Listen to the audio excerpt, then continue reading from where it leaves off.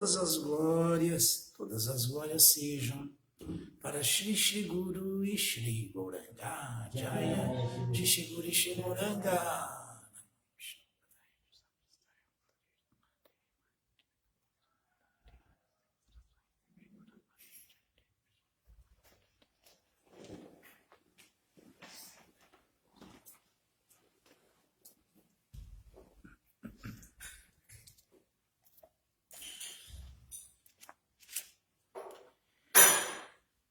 Então, continuando com nossos domingos de Harikatha, estamos estudando Shri Upanishad, na manhã de Harikatha. Hoje vamos ter o verso 2, o mantra 2.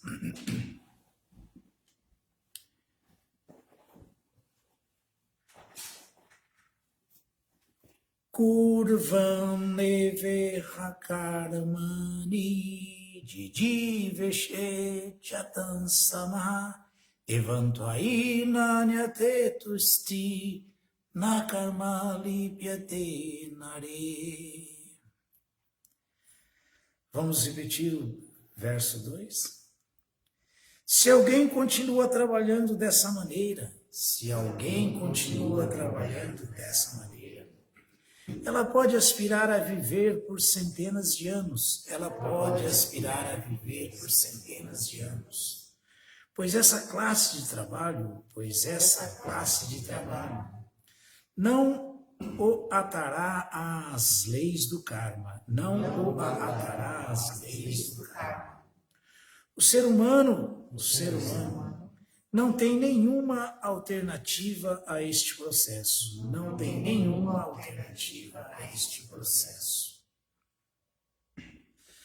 Então, o mantra 2, vamos vendo o significado de Srila Prabhupada e vamos comentando, porque isso aqui é uma sequência, né? Teve a invocação, que fala como Krishna é tudo, e como essa manifestação cósmica material é perfeita e completa, porque ela emana dele, que é perfeito e completo.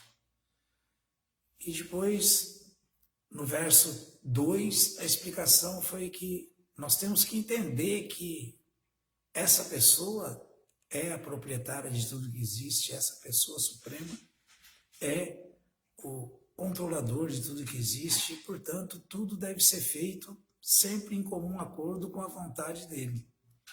E agora estamos vendo que se uma pessoa desenvolve essa consciência boa de entender isso e continuar trabalhando dessa maneira, que aí não tem problema nenhum ela viver por centenas de anos, porque esse tipo de trabalho, a vida dela aqui nesse mundo não está aprendendo ela a lei do karma. Ela está executando com essa compreensão Karma Yoga, as atividades que ela executa estão livres de reações, e estando livres de reações não causam mais a obrigação do renascimento, de reencarnar nesse mundo, nem para desfrutar por atividades piedosas, nem para sofrer por atividades ímpias. Então é muito profundo. Depois a gente retorna. Então, repetindo, se alguém continua trabalhando dessa maneira, ela pode aspirar a viver por centenas de anos, pois o original, pois esse tipo de trabalho não aprenderá a lei do karma. E não há outra alternativa para o homem. Essa tradução moderna já vem... O ser humano não tem nenhuma alternativa a esse processo. Eu acho isso mais complicado para entender. Não há outra alternativa para o homem, está bem direto e é bem claro. Mas sabe como é, né? Temos que conviver com essas reformas. Então vamos ao significado. Significado dado por sua divina graça, Srila Prabhupada. Jai Shri Prabhupada. Ninguém quer morrer e todos querem viver a vida o quanto puderem. Esta tendência é visível não apenas no plano individual, mas também no plano coletivo. na comunidade, sociedade ou nação.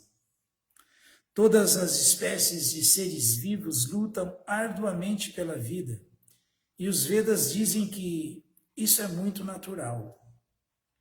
O ser vivo é eterno por natureza, porém, devido ao seu cativeiro na existência material, tem que mudar de corpo repetidas vezes. Então, a alma, que é a consciência, é da alma. A alma que é a consciência no corpo. Tirou, a alma saiu, né? A prana saiu, a alma deixou o corpo é um corpo morto. E a gente vê que às vezes um corpo recém-deixado pela alma, ele está até quente ainda. Ele tem todos os ingredientes naturais para a vida, possíveis para a vida. Mas se você chega ali, levanta o braço dele, ô João, levanta aí o braço, levanta e solta, o braço cai. Não atende mais, porque não tem mais consciência. Quem saiu dali foi a alma. Tá tudo certo, mas saiu a alma, saiu a vida, saiu a consciência, não tem mais consciência. Então a gente tem que ver que o mais importante é a alma, que é a consciência. Então, por natureza, essa alma é eterna. Então, embora ela esteja iludida pela energia ilusória, por Maya, mas ela não quer morrer, ela é eterna. Ela não quer passar por essa experiência de morte. É a pior experiência possível, porque ela é eterna, ela não concorda com isso. Ela não se conforma com isso. Ela é plena de consciência. E quando sai essa consciência, saiu a plenitude do corpo. Não tem mais, o corpo é um cadáver. Assim como a alma fica buscando prazer material, porque ela é feliz por natureza, não tomai o biasa. Essa é a natureza da alma. A alma tem que estar sempre desfrutando de bem-aventurança, de felicidade. Então, o Prabhupada fala uma coisa aqui muito interessante, que essa preocupação, todas essas tendências que são naturais da alma, mas elas ficam meio encobertas devido à identificação da alma com o corpo, elas são notadas, elas são observadas por alguém que está fazendo um estudo dessa situação de várias maneiras. Várias maneiras. Essa é uma maneira. Ninguém quer morrer, a alma é eterna. E o que é verdade é a alma, o corpo é matéria morta. Ninguém quer ficar em ignorância, a alma é plena de conhecimento, todo mundo quer se instruir.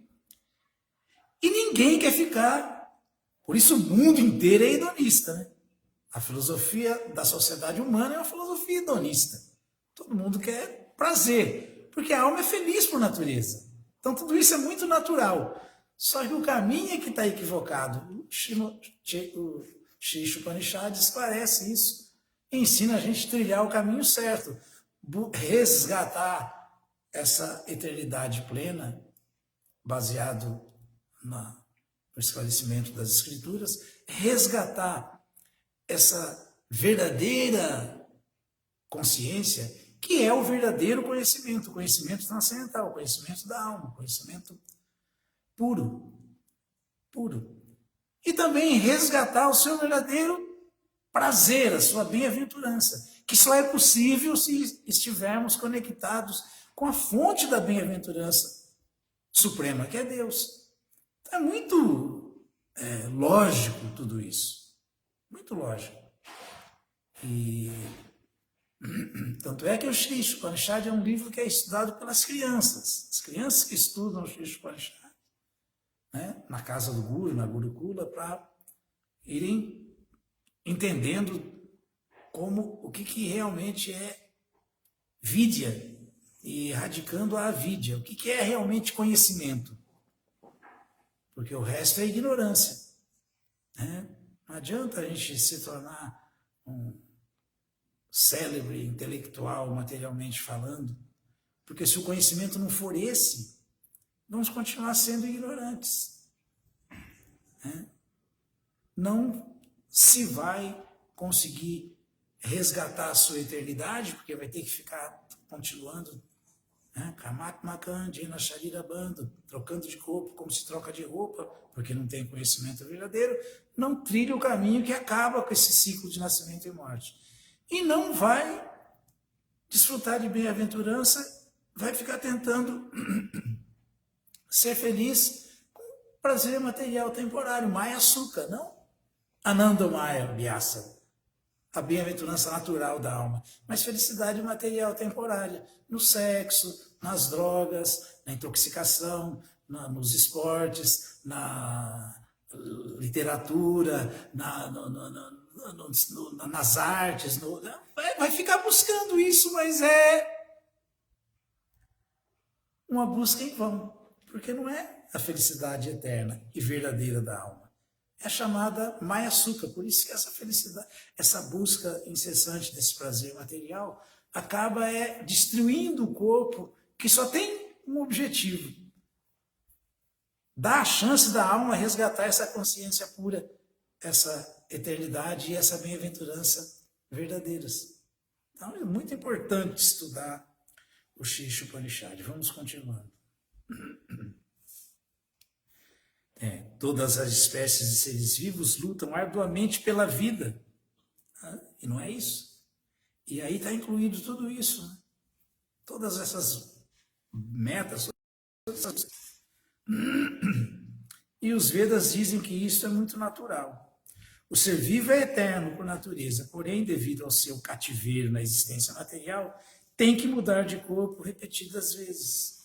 Esse processo chama-se migração da alma, ou karma bandhana, cativeiro infligido pelo trabalho que se executa. Cada trabalho dá um resultado, o resultado em ignorância, em paixão e em vontade.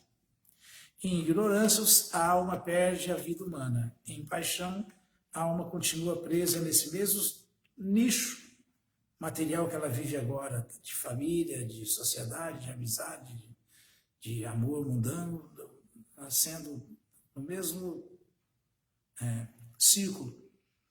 E com bondade, se agir com bondade, ela começa a vislumbrar a possibilidade de assimilar um conhecimento desse, um conhecimento superior. Por isso que Krishna fala que ninguém jamais vai chegar em Vishuddha Sattva, a bondade pura, que é onde se situa como alma, sem ter passado antes pela modalidade da bondade, Sattva Guna. Então, Sattva Guna é importante. Raja Guna, paixão tem que ser descartada, e Tama Guna nem se fala em ignorância. Por quê?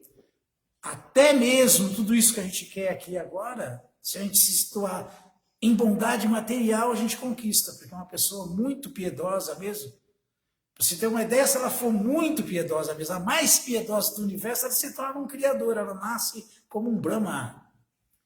Se ela for não tanto, mas muito piedosa, ela nasce num planeta celestial, onde as misérias são quase inexistentes, onde os corpos são belíssimos, onde a intoxicação é refinadíssima, se toma somarasa e não chá de cogumelo, né? Se toma, e assim por diante, não uísque, mas não nada que destrói o corpo, mas e se ela não for tão piedosa assim a ponto de entrar num planeta celestial, inferior, intermediário ou superior, se não for tão piedosa assim, mas for piedosa, ela nasce numa família rica, com facilidades materiais, ela nasce com beleza corpórea, ela nasce numa família aristocrática, muito instruída, ela vai ser muito bem instruída materialmente, ou ela pode nascer numa família de brahmanas, de devotos, onde ela vai ter a chance de começar a ouvir de novo que, olha, da outra vez você vacilou, não vacila, agora não. Não fica só na bondade, adentra a bondade pura, porque só aí você transcende.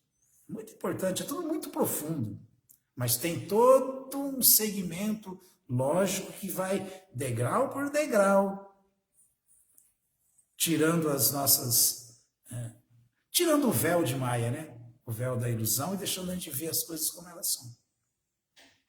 Por isso que é dito que aqueles que vivem situados nessa bondade pura, os devotos puros de Krishna, as Nityasiddhas, eles nunca se iludem, eles nunca se envolvem com essa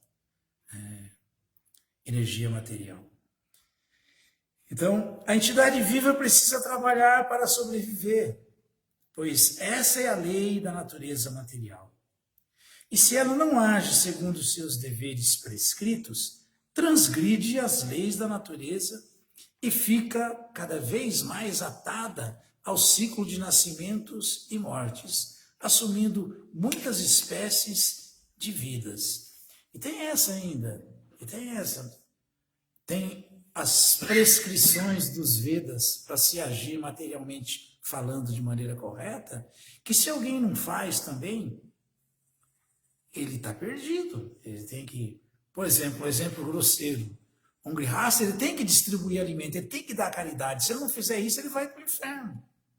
Um grihasta é uma pessoa casada, alguém que tem uma família. Então, nós vemos na Kali Yuga quantas pessoas tem. Né? Se chega alguém na hora do almoço, o cara protela o almoço, ao invés de falar, opa, vamos comer e tal, sendo que, de acordo com os Vedas, a lei é que ele tem que sair na porta e gritar, tem alguém com fome aí? Alguém quer almoçar? Alguém quer jantar? Venha comer comigo, venha comer com minha família. Essa é a lei. Então vejam só como a gente está distante do comportamento ideal para o ser humano. E isso é material. Isso é material. Se isso não é feito, é isso aqui que está sendo falado. Isso é atividade de Dharma. Por Dharma, eu sou um chefe de família. E o Dharma do chefe de família é fazer caridade. Não é cuidar só da família dele, só da vida dele, só dos filhos dele. Não, ele tem que fazer caridade, ele tem que ajudar os outros. Então, aqueles que transgridem essas leis da natureza ficam cada vez mais atados ao ciclo de nascimentos e mortes, assumindo muitas espécies de vidas. Por isso que às vezes é muito perigoso para alguém que fala que agora eu tive contato com a filosofia, eu sou um Vaishnava, mas não é.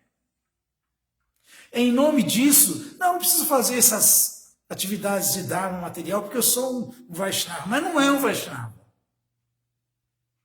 Então não é nem uma coisa nem outra, nem está fazendo os seus deveres prescritos com responsabilidade, vai se dar mal com isso, e muito menos está agindo nessa plataforma liberada, porque não é um Vaishnava de verdade. Olha, isso aí é assim, quase 100% na nossa sociedade de devotos. Outras formas de vida também estão sujeitas ao ciclo de nascimentos e mortes. Porém, ao alcançar a vida humana, a entidade viva recebe a oportunidade de livrar-se dos grilhões do karma. No Bhagavad Gita, descrevem-se muito claramente karma, akarma e vikarma. Porque os animais não têm karma, né? O animal já está, o karma dele já está num corpo inferior, já está em ignorância. Qualquer animal está em ignorância. Então, claro que tem o animal em ignorância, bondade, ignorância, paixão, ignorância mesmo. Animal, ignorância, bondade, a vaca, por exemplo. Animal, ignorância, paixão, o tigre. Animal, ignorância, o macaco, por exemplo. Então, as ações executadas de acordo com os deveres prescritos, como mencionam as escrituras reveladas, chama-se karma. Então, ó, que fique bem claro. As ações executadas de acordo com as escrituras, de acordo com o que as escrituras rezam, de acordo com os deveres prescritos, que é o Dharma, né, de cada um. Como mencionam as escrituras reveladas, chama-se karma. Isso aí é karma. Então, esse é um karma. É muito comum se falar, né, no mundo do Hari. Porque o karma, não é tão fácil ser um karma. Não é tão fácil ser um karma. Um karma, ele teme as leis de Deus, ele ouve e segue as leis de Deus, as regras, ele age de acordo com o que cabe para ele, na situação dele, ele executa o dever dele, não o de outro. Isso é o karma. Esse é o karmi. Esse é o karmi. Na Kali Yuga quase não tem karmi, não. Na Kali Yuga, nos dias de hoje, 99,99 é uma dízima mesmo. É vikarmi. Vikarmi. Por quê? Porque vikarmi, o Prabhupada vai explicar aqui, mas só para a gente diferenciar logo quem é o karmi e quem é o vikarmi. E para a gente ver que quase todo mundo está repleto de vikarmi. O vikarmi é aquele que peca deliberadamente. Peca com consciência. Eu sei que está errado, mas faço. Quem não faz isso? Quem não está fazendo isso? Até no mundo do Hari, quer dizer, por aí afora. É muito complicado, é difícil, não é impossível, mas essa filosofia e esse prêmio de se situar em transcendência e desenvolver amor por Deus não é barato. Não é barato. Esse é o prêmio mais caro que existe. Porque Krishna é a coisa mais cara que existe, né? O que pode ser mais caro que a suprema personalidade de Deus? O que pode ter mais valor do que se situar em transcendência num relacionamento amoroso com Krishna? Nada, nada. Então, não é barato. Então, só para a gente se situar aqui, paramos no que se chama karma. Por que é o karmi? Que está dentro da lei do karma. Age de acordo com o seu dharma, de acordo com o seu karma. Na karma lipyate nari. Que não há outra alternativa para o ser humano a não ser ouvindo algo que deixa ele fora da lei do karma. Fora da reação para a sua ação. A última linha do verso. As ações que deixam alguém livre do ciclo de nascimentos e mortes chamam-se akarma. São ações por prazer de Krishna, com consciência de Krishna, serviço devocional. E as ações que são executadas com abuso da própria liberdade, levando a pessoa a formas de vida inferior, chamam-se vikarma. Então, o que é o karma? Quem ouve e segue as escrituras. Quem é o akarma? É aquele que executa atividades só por prazer de Krishna, não por prazer dele. Satisfaz só os sentidos transcendentais de Krishna, não os sentidos materiais dele. E quem é o vikarmi? É aquele que, mesmo sabendo de tudo isso, peca, anda na contramão, é marginal, anda por aí afora cometendo pecado. E depois tem ainda o asura, o demônio. Ainda vem o demônio ainda. Né? O demônio. Né? Por exemplo, quando aqueles caras jogaram aqueles aviões lá no World Trade Center, muita gente, até no meio dos Hare Krishnas mesmo, muita gente fala assim, nossa, que karma, né? Que coisa que aconteceu, nossa, que triste isso e tal. Não, isso não foi karma. Isso não foi karma. Não foi uma ação kármica, não foi uma ação de um karmi. Né? Essa não foi uma ação tão simples, vikarma, de alguém que está pecando deliberadamente. Não, essa foi uma ação completamente abusiva, imprudente, pensada, planejada, foi um crime doloso, não culposo, e esse tipo de ação, quem faz, não é nem um karmi, nem um akarmi, nem um vikarmi, é um demônio. É um demônio. Se a gente não souber distinguir essas coisas, a gente vai ficar pensando que, é o seguinte, você está sofrendo muito, sua vida está assim, eu vou fazer o seguinte, eu vou te liberar, pega um 38 e dá um tiro na tua cabeça.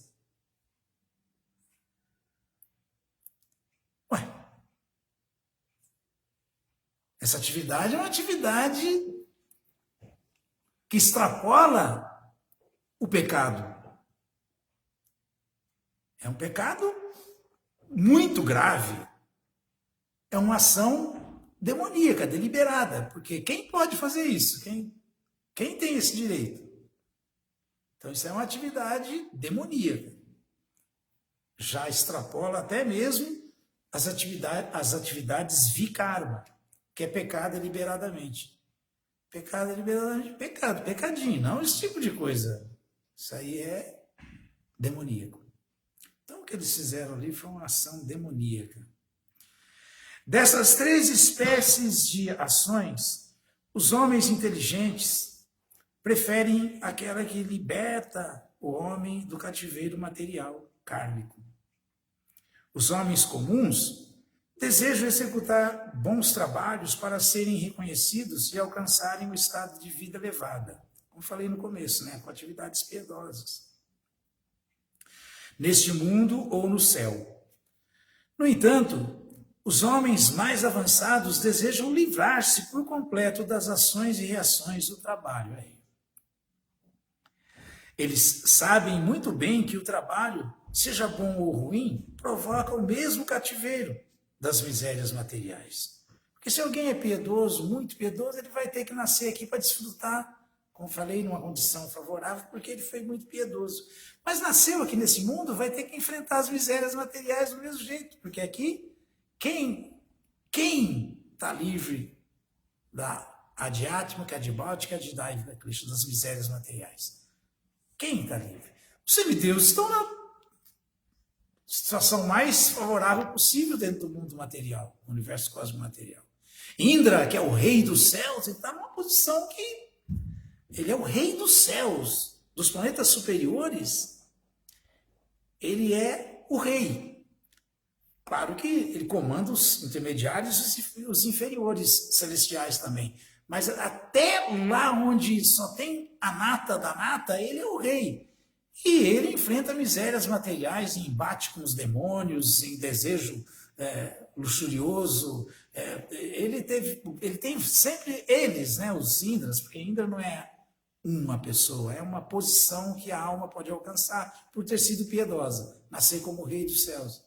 E ele tem as almas que alcançaram esse posto de Indra, nós conhecemos pelas escrituras, pelo Bhagavatam, que já se defrontaram com problemas gravíssimos, muito graves, né?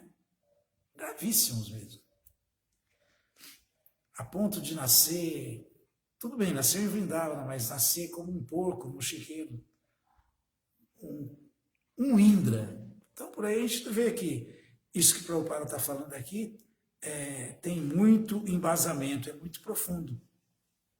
Que esses que querem se livrar da ação e da reação, executando a ação transcendental por prazer de Krishna, que são os mais inteligentes, os devotos, né, os Vaishnavas, eles sabem muito bem que o trabalho, seja bom ou ruim, provoca o mesmo cativeiro das misérias materiais.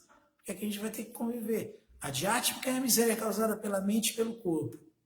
A mente deseja, não consegue obter o que deseja, porque é a função dela, pensar, sentir e querer. E fica frustrado, sofre. A mente não envelhece e o corpo envelhece. O corpo vai envelhecendo. A adhyatmika quer dizer mente e corpo ao mesmo tempo. Você sofre com o envelhecimento do corpo. Tem desejo sexual, mas não aguenta mais, não consegue fazer nada. E aí? Mas o desejo continua, porque a mente não envelhece. Só que o corpo não reage. E aí? E aí? Era chamado pelas menininhas de gatinho um tempo atrás, depois é chamado de tio, vovô, e assim por diante. O velhinho.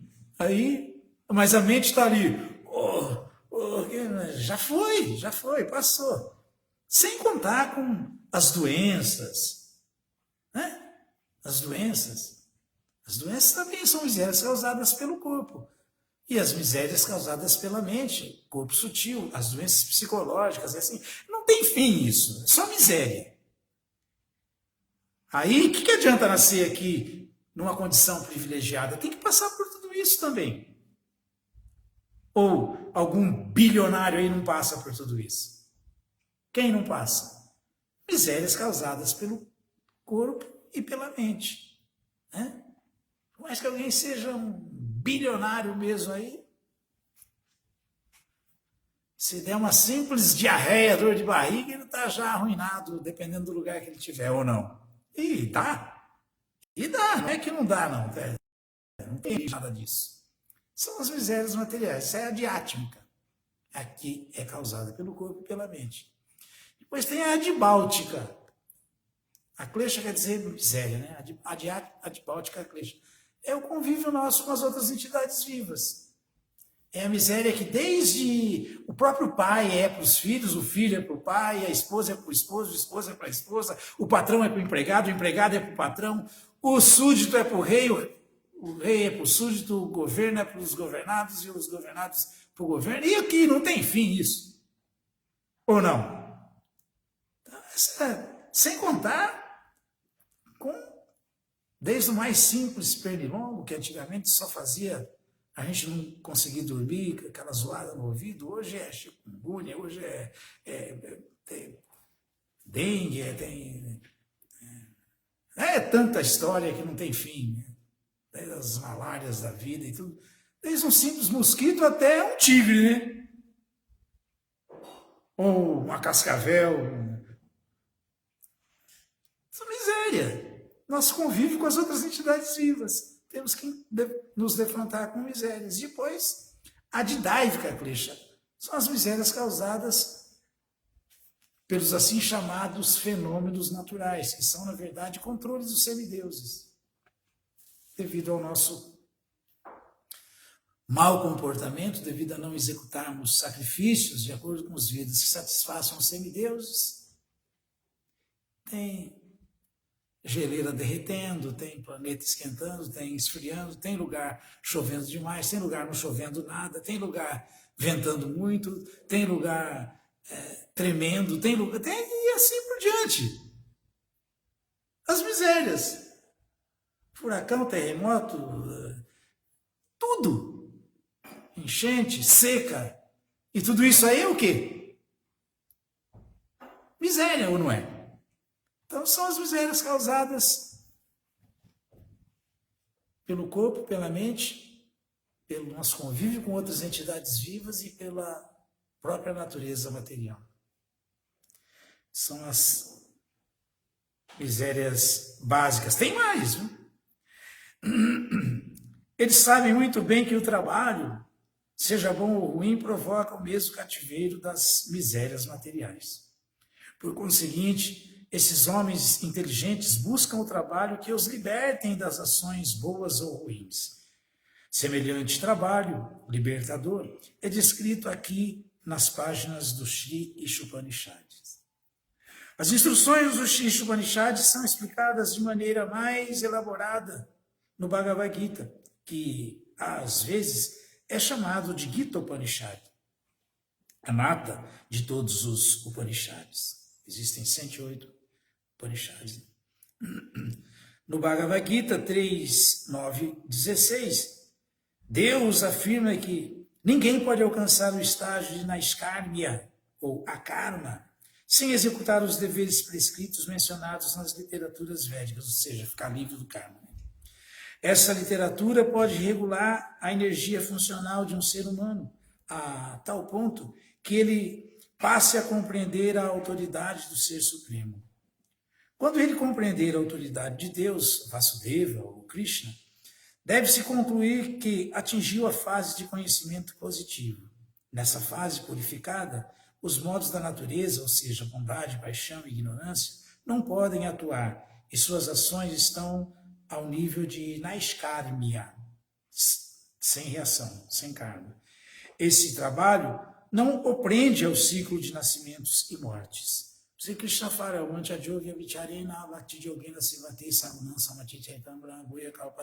assim que alguém começa a executar serviço devocional de verdade, propriamente dito, já nessa ação não existe influência de Tamaguna, Rajaguna e Satoguna, ignorância, paixão e bondade. Já é transcendental aos modos da natureza material.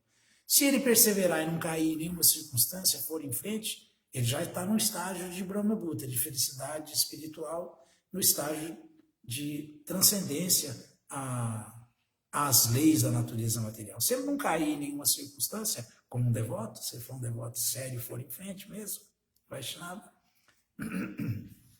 ele alcança a perfeição, alcança a liberação do ciclo de nascimentos e mortes, porque ele já está no estado liberado. Ele já está, só não degringolar que ele já está. Então, só que ele não pode cair em nenhuma circunstância. Tem que estar fixo. Mas, assim fixo, ele passou a vida executando atividade que não prendeu ele, que não prende. Porque é naiskarmia, é a karma, é livre de karma, livre das influências dos modos da natureza.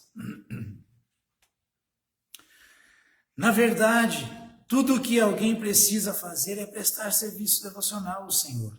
Entretanto, nas fases de vida inferior, não é possível adotar diretamente as atividades do serviço devocional, nem parar por completo o trabalho fruitivo. A alma condicionada está habituada a trabalhar em troca de gozos dos sentidos, visando a seu interesse egoísta, pessoal ou estendido, para si próprio, para a família, para a nação, né? Assim por diante. O homem comum trabalha visando ao gozo dos seus sentidos. E quando esse princípio do gosto do sentido é ampliado, de modo a incluir a sociedade, a nação ou a humanidade em geral, ele assume vários nomes atraentes, tais como altruísmo, socialismo, comunismo, nacionalismo e comunitarismo. Esses ismos, de certo, são formas muito atraentes de karma bandhana, de cativeiro material, né? Cativeiro kármico. Mas a instrução védica contida no Sri Upanishad é que se alguém deseja realmente viver em função de algum desses ismos, né? Isso é um bom momento para os devotos que estão aí se degradando por causa de ismos, né? Ismos. Política deve... cadê?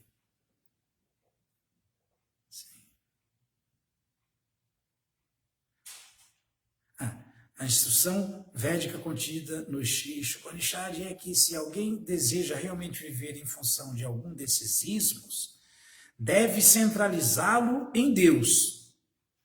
Não há mal algum em tornar-se um chefe de família, ou um altruísta, ou um socialista, comunista, nacionalista ou humanitarista, contanto que as atividades sejam executadas segundo a concepção de Ishavasya, ou seja, o conceito de que Deus está no centro. Deus, mas não o meu ismo. No Bhagavad Gita 2.40, o Senhor Krishna afirma que as atividades centralizadas em Deus são de tão grande valor que basta apenas algumas poucas delas para salvar alguém do maior dos perigos. Na vida, o maior perigo é voltar a cair no ciclo evolutivo de nascimentos e mortes, formado pelas 8.400.000 espécies. Se de alguma maneira o homem não aproveita a oportunidade espiritual proporcionada por esta forma de vida humana e volta a cair no ciclo evolutivo, ele deve ser considerado muito desafortunado. Então, o problema dos devotos, Vaishnava, essa defesa de ismo A, ismo B, ismo C, é que isso acaba incorrendo em ofensa, e ofender é o fim na vida espiritual. Ofensa é a única coisa que realmente destrói a trepadeira do serviço devocional. Se de alguma maneira o homem não aproveita a oportunidade espiritual proporcionada por esta forma de vida humana e volta a cair no ciclo evolutivo, ele deve ser considerado muito desafortunado. Imagina, perdeu a forma humana. Devido a seus sentidos imperfeitos, o tolo não consegue perceber que isso está acontecendo. Consequentemente, o Sri Upanishad nos aconselha a empregar nossa energia segundo o espírito de Ishavasya. Assumindo essa ocupação, talvez desejemos viver muitíssimos anos.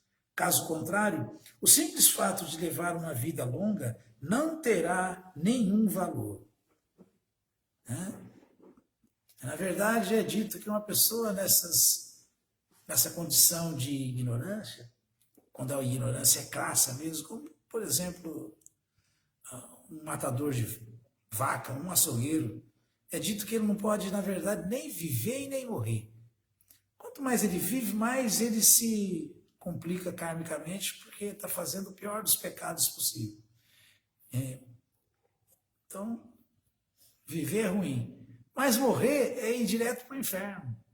E que inferno! Então, olha que situação, você chegar a um ponto que você não pode nem viver e nem morrer. Devido à ignorância. Devido a seus sentidos imperfeitos, o tolo não consegue perceber que isso está acontecendo. Então, assumindo essa ocupação de Shavasya, talvez desejemos viver muitíssimos anos. Caso contrário, o simples fato de levar uma vida longa não terá nenhum valor. Uma árvore vive centenas e centenas de anos, porém, não faz sentido ela levar uma grande vida vegetativa, respirando como foles, procriando filhos como os cães e os porcos e comendo como camelos. Comer como camelo, porque o camelo ele come espinho, sangra a língua e tudo, e ele sente sabor disso, prazer, engole o próprio sangue com espinho. Então, só ter vida longa, mas desse jeito aqui, né? Eu conheço aqui, tem um Jequitibá, o caminho na Anhanguera, de 5.000 anos. Uma vez a gente entrou lá para ver, tem um tronco que tem uma circunferência. Não é circunferência, não. Diâmetro. Ainda tem outra palavra. Tudo isso está certo, mas é isso. Área, volume. Fugiu agora. Tem outra palavra, mas assim que você tem que juntar vários homens para abraçá-lo. Mas, como o Prabhupada falou, uma árvore vive centenas e centenas de anos. Porém, não faz sentido levar uma vida vegetativa respirando como foles. Então, que adianta? Eu falei 5.000 anos? Não, 500 anos. Está lá uma plaquinha. Né? Então, que adianta ter uma vida longa assim? Segundo os entendidos, o Jequitibá lá tem 500 anos. E aí? Fica ali. Debaixo do sol, debaixo da chuva. E com um nível, não é que não tem, né? Mas com um nível de consciência quase inexistente, de tão complicada que é a vida num corpo desse, corpo de árvore.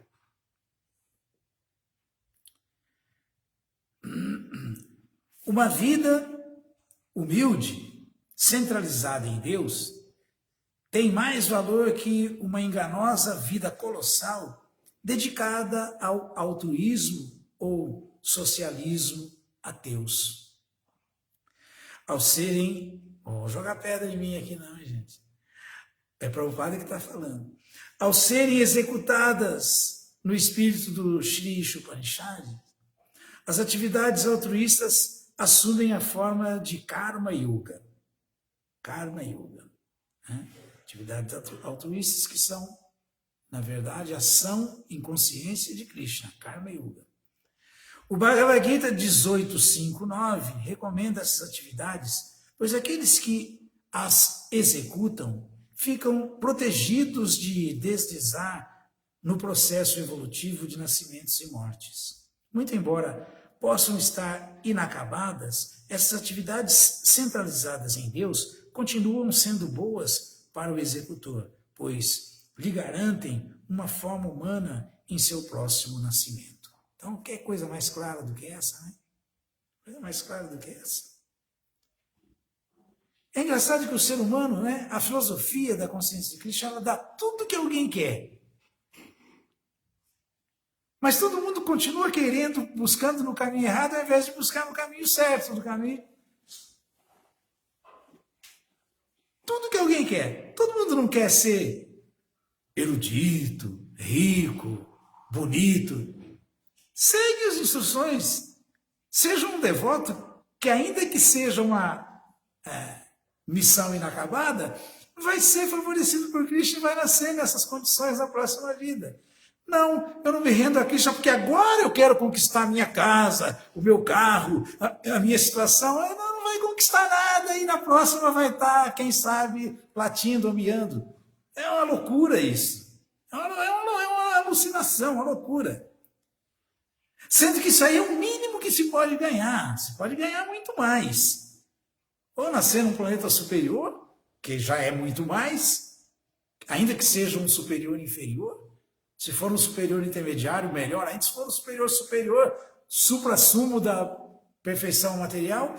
E se for muito caprichar mesmo, pode sair do ciclo do nascimento sem morte, se voltar para o mundo espiritual aí.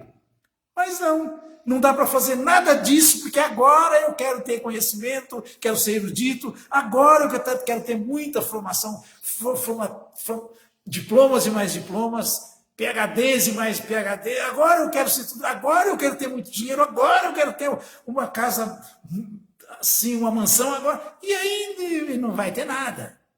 Não vai ter nada. Diz o ditado popular verdadeiro. O pouquinho, o serviço devocional com Deus é muito. Mas todo esse muito aí, sem consciência de Cristo, sem Cristo no centro, não é nada. Não é nada. Não é isso que diz o ditado? O pouco com Deus é muito e o muito sem Deus é nada. Verdadeiro. Verdade verdadeira. Então, muito bom isso. Muito embora possam estar inacabadas, tá vendo? Nehabikama Nashostina, esse caminho nunca perda nem diminuição. Krishna falou. Essas atividades centralizadas em Deus continuam sendo boas para o executor, pois lhe garantem uma forma humana em seu próximo nascimento. Então, não garante só a forma humana, garante inclusive que Krishna vai dar para ele tudo que ele está desejando agora se ele fizer isso. Mas é tolo, né? Tolo. Dessa maneira, ele pode receber outra oportunidade para melhorar sua posição no caminho da libertação. O livro Bhakti Rasamrita Sindhu, o Néctar da Devoção, escrito por Srila Rupa Goswami, descreve de maneira elaborada como alguém pode executar atividades centralizadas em Deus. Apresentamos essa obra com o título O Néctar da Devoção. Recomendamos esse valioso livro a todos que se interessem em executar suas atividades no espírito do Shri Ishopanishads. É muito profundo tudo isso e para dar todas as dicas. Então, como agora nós estamos já no verso 3, o verso 3 agora vai começar a mudar de figura, vai começar a falar, ó, Asura Namate Loka. Quem não faz isso, de acordo com o que estamos ouvindo agora, desde a invocação, vamos dar uma recordada, porque estamos estudando invocação. Om Purnamada Purnamida Purnat Purnamudachyate Purnasya Purnamadaya Purnameva Vashishyate. É o estudo do Shri Upanishads, tá? Deus, a pessoa suprema, é perfeito e completo. Essa é a invocação. Sendo completamente perfeito, tudo que emana dele, como, por exemplo, este mundo fenomenal, é perfeitamente equipado como todos completos. Tudo que é produzido pelo todo completo também é completo em si mesmo, porque ele é o todo completo, muito embora tantas unidades completas emanem dele, ele permanece o equilíbrio completo. Então, aí a invocação já explicou quem é ele. Aí vem o verso 1. Ishavasyamidam sarvam yat kincha jagatyam jagat tena chaktena mudita magridakasha suidanam. O Senhor, essa pessoa aí, suprema, controla e possui todas as coisas animadas e inanimadas que estão dentro do universo. Portanto, Todos devem aceitar apenas as coisas que lhes são necessárias, que foram reservadas como sua cota, como seu karma. E ninguém deve aceitar outras coisas, sabendo bem a quem pertencem, que tudo pertence ao proprietário supremo, a Krishna. Aí, o que vimos hoje, quando a pessoa tem essa consciência aí, quando a pessoa entende isso, Kuvaneve Hakarmani Jive Chatan Samaha Evantuaina Tietosti Nakama Lipyate Nare. Se alguém continua trabalhando dessa maneira, ele pode aspirar a viver por centenas de anos, pois essa classe de trabalho não o atará às leis do karma.